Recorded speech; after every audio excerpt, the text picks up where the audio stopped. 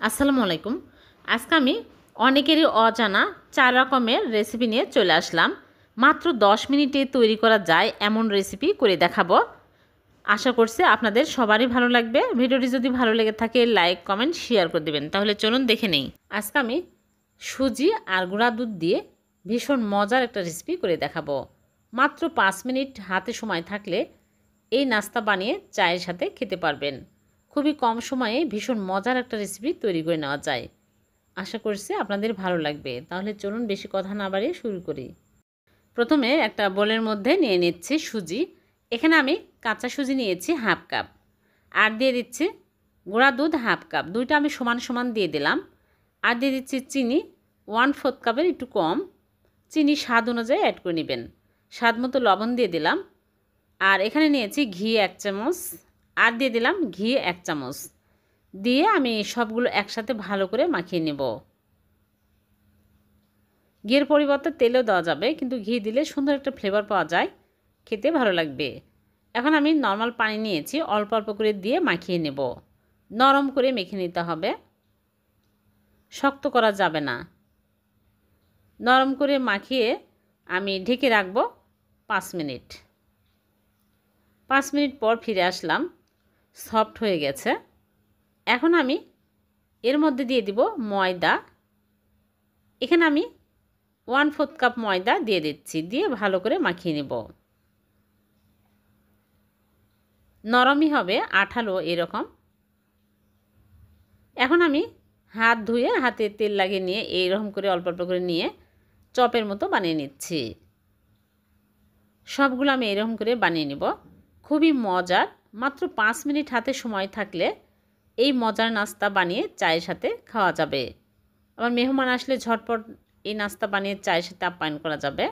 খুবই কম সময়ে ভীষণ মজার নাস্তা বানিয়ে নেওয়া যায়। সবগুলো বানানো হয়ে গেলে এখন আমি তেলে ভেজে নিব। আগে থেকে চুলায় প্যানে তেল দিয়ে তেল হালকা গরম করে নিয়েছি। এখন আমি একটা একটা করে দিয়ে দিচ্ছি। তেল বেশি হাই হিটে গরম করে এই নাস্তাগুলো ছাড়া যাবে না, তাহলে চট করে পুড়িয়ে যাবে আর ভিতরে কাঁচা থেকে যাবে। সবগুলো আমি একটা একটা করে দিয়ে দিচ্ছি। দিয়ে মিডিয়াম টু লোয়ে রেখে উল্টে পাল্টে ভেজে নেব। তেলের উপরে দেওয়ার সাথে সাথেই কিন্তু দেখুন ফুলে যাচ্ছে। খুবই মজার এই নাস্তাগুলো আপনারা বাড়িতে বানিয়ে দেখবেন। খুবই কম সময়ে খুবই টেস্টি একটা নাস্তা বানানো হয়ে যায়। একটু সময় নিয়ে ভালো করে ভেজে নেবেন। যখন এরকম সুন্দর কালার হবে তখনই তুলে নিচ্ছে।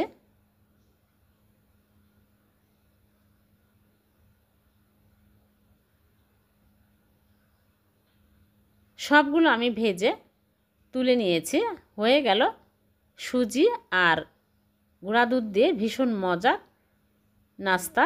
এভাবে বানিয়ে দেখবেন, খেতে দুর্দান্ত স্বাদের হয়। আমি একটা ভেঙে দেখাচ্ছি, অনেক টেস্টি হয়েছে। ভিডিওটি যদি ভালো লেগে থাকে লাইক, কমেন্ট, শেয়ার করতে ভুলবেন না। অন্যকে দেখার সুযোগ করে দিবেন। আর এরকম সহজ নতুন নতুন রেসিপি পেতে চ্যানেলটিকে সাবস্ক্রাইব করে চ্যানেলের সাথেই থাকবেন। আজকে আমি 1 কাপ চালের গুঁড়া আর একটা ডিম দিয়ে ভীষণ মজার পিঠা বানিয়ে দেখাবো। এই পিঠাগুলো অনেক টেস্টি হবে খেতে, মুখে দেওয়ার সাথে সাথে মিলিয়ে যাবে। অনেক মজার আর খুবই কম সময়ে হাতের কাছে থাকা উপকরণ দিয়ে ঝটপট এই পিঠাগুলো বানিয়ে নেওয়া যায়। আশা করছি আপনাদের খুবই ভালো লাগবে। ভালো লাগলে লাইক, কমেন্ট, শেয়ার করে দিবেন। তাহলে চলুন দেখে নেই। প্রথমে একটা বোলের মধ্যে নিয়ে নিচ্ছি ডিম। এখানে আমি বড় সাইজের একটা ডিম ভেঙে নিচ্ছি। আপনারা যদি আরও বেশি বানাতে চান তাহলে আরও বেশি করে ডিম নিতে পারবেন। তাহলে অন্যান্য উপকরণ বাড়িয়ে নিতে হবে। একটা ডিম নিয়ে নিলাম। আর এর মধ্যে দিয়ে দিচ্ছি চিনি 1/4 কাপ। চিনি কমিয়ে বাড়িয়ে দিতে পারবেন। যেহেতু আমি একটা ডিমের বানাচ্ছি এজন্য 1/4 কাপ চিনি যথেষ্ট।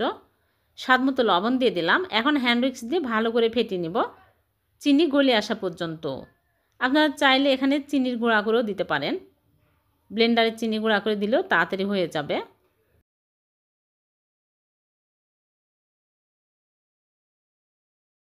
তারপর এর মধ্যে দিয়ে দিচ্ছি তেল। এখানে 1 টেবিল চামচ তেল দিয়ে দিচ্ছি। তেলের পরিবর্তে আপনারা চাইলে এখানে ঘি, বাটার দিতে পারবেন।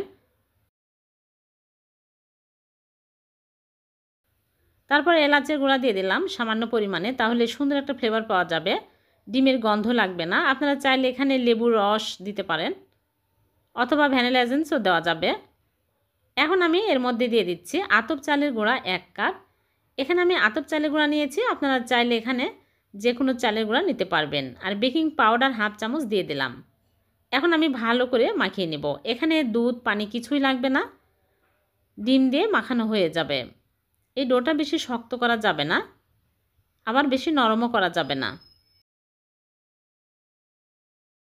এইরকম করে মাখিয়ে নিয়েছি। এখন আমি বোর্ডের উপরে তেল লাগিয়ে নিয়েছি, নিয়ে আমি লেচি কেটে নেব। এরকম করে অল্প অল্প করে নিয়ে আমি গোল করে তারপরে লম্বা করে নেব, নিয়ে 4 কোণার মতো করে নেব এইরকম করে। তারপরে আমি একটা টুথপিক দিয়ে সাইড দিয়ে ডিজাইন করে নেব। আপনারা যে কোনো রকমেরই ডিজাইন করতে পারবেন।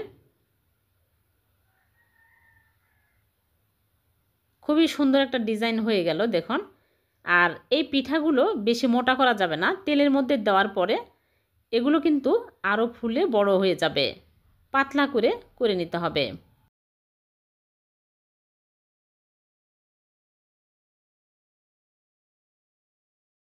সবগুলো আমি এইরকম করে বানিয়ে নিব। খুবই সহজ আর দেখতে অনেক সুন্দর, খেতেও কিন্তু অনেক মজার।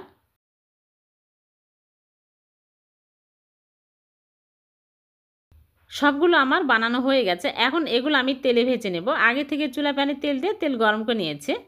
এখন একটা একটা করে দিয়ে দিচ্ছি। চুলার আঁচ মিডিয়াম টু লোয়ে রেখে এই পিঠাগুলো ভাজতে হবে, তাছাড়া কিন্তু চট করে পুড়িয়ে যাবে, তখন দেখতেও ভালো লাগবে না, খেতেও ভালো লাগবে না। একটু সময় নিয়ে উল্টিয়ে পাল্টিয়ে ভেজে নিতে হবে।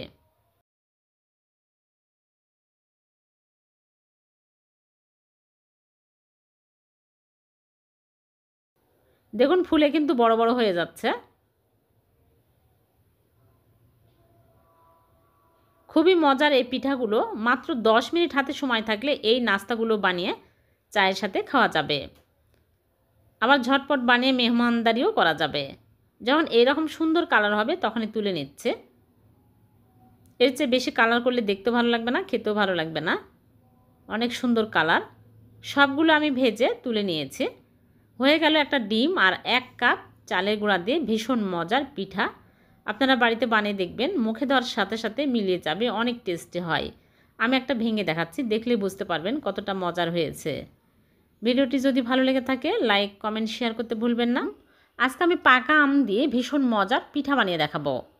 এই পিঠাগুলো মাত্র 10 মিনিটে তৈরি করা যায় আর খেতেও হয় দারুণ মজার। পাকা আমের এই সিজনে এইরকম করে পিঠা বানিয়ে দেখবেন, সবাই অনেক পছন্দ করবে। আশা করছি আপনাদেরও খুবই ভালো লাগবে। ভিডিওটি যদি ভালো লেগে থাকে লাইক কমেন্ট শেয়ার করে দিবেন। তাহলে চলুন দেখে নিই। প্রথমে এখানে 2টা পাকা আম নিয়েছি, বড় সাইজের আম। এখন এই আমগুলো খোসা ছাড়িয়ে ছোটো ছোটো টুকরো করে কেটে নিব, তাহলে ব্লেন্ড করতে সুবিধা হবে। এখন আমি একটা ব্লেন্ডার জাগে নিয়ে নিচ্ছি, ব্লেন্ড করে নিব। একদম মিহি করে পেস্ট করে নিতে হবে। এখানে দুধ পানি কিছুই দিতে হবে না, তাহলে পাতলা হয়ে যাবে। লাঞ্চ থাকা যাবে না, একদম মিহি করে পেস্ট করে নিয়েছি এরকম করে। এখন একটা বোলের মধ্যে নিয়ে নিচ্ছি আর এর মধ্যে দিয়ে দিচ্ছি চিনি। এখানে আম মিষ্টি, এর জন্য আমি 1/4 কাপ চিনি দিয়ে দিচ্ছি। আম যদি টক হয় তাহলে একটু বেশি চিনি দিবেন। 1/4 কাপ চিনি দিয়ে দিচ্ছি। আর এখানে নিয়েছি স্বাদ মতো লবণ। এখন একটা হ্যান্ড উইক্স দিয়ে ভালো করে ফেটে নেব চিনি গলে আসা পর্যন্ত। আপনারা চাইলে চিনি গুঁড়া করেও দিতে পারবেন। আর দিয়ে দিচ্ছি কালো জিরা হাফ চামচ। কালো জিরা দিলে এই পিঠাটা খেতে বেশি মজার হয়। যারা পছন্দ করেন না তারা চাইলে স্কিপ করতে পারেন। এখন দিয়ে দিচ্ছি ময়দা 1 কাপ। ময়দার পরিবর্তে আটাও দেওয়া যাবে। নারিকেলের গুঁড়া দিয়ে দিচ্ছি 2 টেবিল চামচ। নারিকেল গুঁড়া দিলেও হবে। আর এখানে আমি বেকিং সোডা দিয়ে দিলাম হাফ চামচের একটু কম। এখন আমি ভালো করে মাখিয়ে নিব। এই ডোটা কিন্তু শক্ত করা যাবে না, নরম করে মেখে নিতে হবে। আমি আমের পিউরি অল্প অল্প করে দিয়ে নরম করে মেখে নেব। একটু ভালো করে মেখে নিতে হবে, এরকম নরম হবে। মাখানো হয়ে গেলে আমি তেলে ভেজে নেব। আগে থেকেই চুলায় প্যানে তেল দিয়ে তেল গরম করে নিয়েছি। এখন এইরকম করে দিয়ে দিচ্ছি। এরকম করে ছোটো ছোটো করে দিতে হবে, তাহলে এগুলো ফুলে একদম বড় বড় হয়ে যাবে। চুলার আঁচ কিন্তু মিডিয়াম আঁচে রাখতে হবে, তাছাড়া কিন্তু একদিকে দিবেন আর একদিকে পুড়ে যাবে। এখন আমি উল্টিয়ে পাল্টে ভেজে নেব। দেখুন ফুলে বড় বড় হয়ে তেলের উপরে ভেসে উঠছে। খুবই মজার এই পিঠাগুলো। আমের সিজনে এইভাবে পাকা আম দিয়ে পিঠা বানাবেন, দেখবেন খুব মজা হবে, সবাই অনেক পছন্দ করবে। খুবই টেস্টি এই পিঠাগুলো। যখন এরকম সুন্দর কালার হবে তখনই তুলে নিতে হবে। সবগুলো আমি ভেজে তুলে নিব। 1 কাপ ময়দা আর পাকা আম দিয়ে খুব সহজে কিন্তু এই পিঠাগুলো তৈরি হয়ে গেল। খেতে হয় অনেক মজার। একটা ভেঙে দেখাচ্ছি, খুবই মজার। আপনারা বাড়িতে একবার হলেও বানিয়ে দেখবেন। খুবই কম উপকরণে কম সময়ে এই ভীষণ মজার পিঠা তৈরি করা যায়। ভিডিওটি যদি ভালো লেগে থাকে লাইক কমেন্ট শেয়ার করতে ভুলবেন না। আর এরকম সহজ নতুন নতুন রেসিপি পেতে চ্যানেলটিকে সাবস্ক্রাইব করে রাখবেন। আবারও দেখা হবে নতুন কোনো রেসিপিতে। সে পর্যন্ত ভালো থাকবেন, সুস্থ থাকবেন। আল্লাহ হাফেজ।